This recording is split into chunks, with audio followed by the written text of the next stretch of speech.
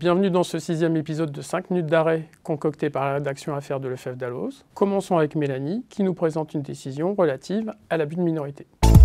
Cette décision apporte une illustration inédite de l'application des critères constitutifs d'un abus de minorité. Dans cette affaire, une SCI constituée en 1959 et pour une durée de 60 ans arrive à sa fin. Pour proroger son terme, une assemblée générale des associés est réunie. Mais un associé minoritaire vote contre, ce qui empêche l'adoption de la résolution. Poursuivi pour abus de minorité, cet associé réplique en soulevant un argument de droit des contrats. Selon lui, nul ne peut exiger le renouvellement d'un contrat à durée déterminée, de sorte que le refus de proroger la SCI ne pourrait pas être abusif. L'associé minoritaire ajoute que son refus n'est pas contraire à l'intérêt social, puisque l'activité de la société était structurellement déficitaire. Lors, ces arguments n'ont pas convaincu la Cour de cassation qui retient l'abus de minorité. En effet, pour que le refus de proroger le terme d'une société soit susceptible de constituer un abus de minorité, il faut, juge la Cour de cassation, que le vote du minoritaire soit contraire à l'intérêt général de la société et qu'il ait pour unique dessein de favoriser ses propres intérêts au détriment de ceux de l'ensemble des autres associés. Or, tel était bien le cas en l'espèce,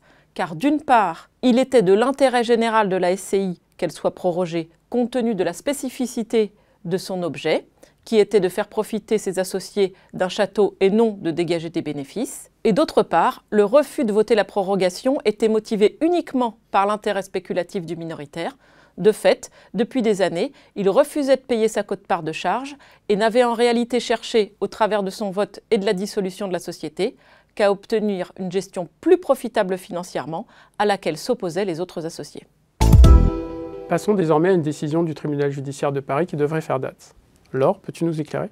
En effet, cette décision, que l'on peut quasiment qualifier d'historique, marque la première condamnation d'une entreprise pour manquement au devoir de vigilance. On sait qu'une loi de 2017 oblige les entreprises employant au moins 5 000 salariés en France ou 10 000 dans le monde à établir un plan de vigilance comportant les mesures qui permettent d'identifier les risques et de prévenir les atteintes aux droits humains, à l'environnement, à la santé et à la sécurité des personnes.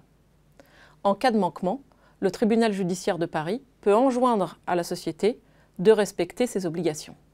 C'est exactement ce qui s'est passé ici, puisque le tribunal, saisi par un syndicat de salariés, vient de condamner la société La Poste à compléter son plan de vigilance. En quelques mots, que dit le tribunal ? Il estime d'abord que la cartographie de La Poste expose ces risques en termes trop généraux.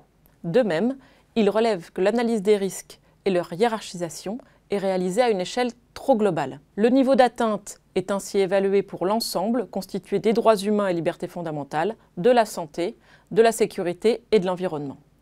Enfin, les risques ont été hiérarchisés en fonction de leur gravité, mais tels qu'ils subsistent après l'application des mesures déjà existantes et hors du plan de vigilance, ce qui a bien sûr pour effet de les niveler à un niveau de faible intensité sans faire émerger de domaines de vigilance prioritaires. Le tribunal enjoint donc à La Poste de compléter son plan par une cartographie qui permet d'identifier, d'analyser et de hiérarchiser les facteurs concrets de risque liés à son activité ou à son organisation, ainsi que les outils d'évaluation orientés en fonction des risques qui seront dès lors précisément identifiés. Le tribunal ne fait cependant pas droit à toutes les demandes du syndicat. C'est vrai. Il refuse notamment d'ordonner que la liste des sous-traitants et fournisseurs de La Poste, qui est couverte par le secret des affaires, soit incluse dans le plan de vigilance. Il refuse également d'ordonner des mesures concrètes de prévention ou d'atténuation des risques.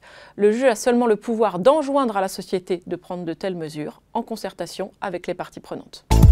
Pour conclure cet épisode, un arrêt en matière de vente de fonds de commerce. Mélanie, nous t'écoutons. Une société achète une branche activité d'une entreprise. Elle découvre, après la vente, que certains contrats de prestation de services qui figuraient dans la liste des contrats en cours annexés à l'acte de cession ont été résiliés avant la cession. Dans ces conditions, l'acheteur peut-il invoquer un manquement du vendeur à son obligation de délivrance et lui réclamer le paiement d'une somme correspondant au contrat résilié et des dommages et intérêts ? Pour le vendeur, c'est non, puisqu'il a rempli son obligation de délivrance en annexant à l'acte la liste des contrats cédés comportant les coordonnées des clients. Mais c'est à l'acheteur que la Cour de cassation donne raison.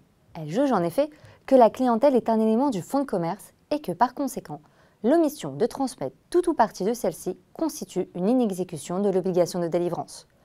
Puisque la liste comportait des contrats résiliés au jour de la cession, le vendeur avait omis de transmettre une partie de la clientèle. Que peut-on dire de cette décision ? On sait que concernant la clientèle attachée au fonds vendu, la délivrance peut prendre des formes diverses. Présentation de l'acheteur au client par le vendeur, remise d'un fichier client ou d'une liste des contrats en cours. Encore faut-il justement que ceci soit en cours. Merci Laure, merci Mélanie. À très bientôt pour un nouvel épisode de 5 minutes d'arrêt de la rédaction Affaires de Lefebvre Dalloz.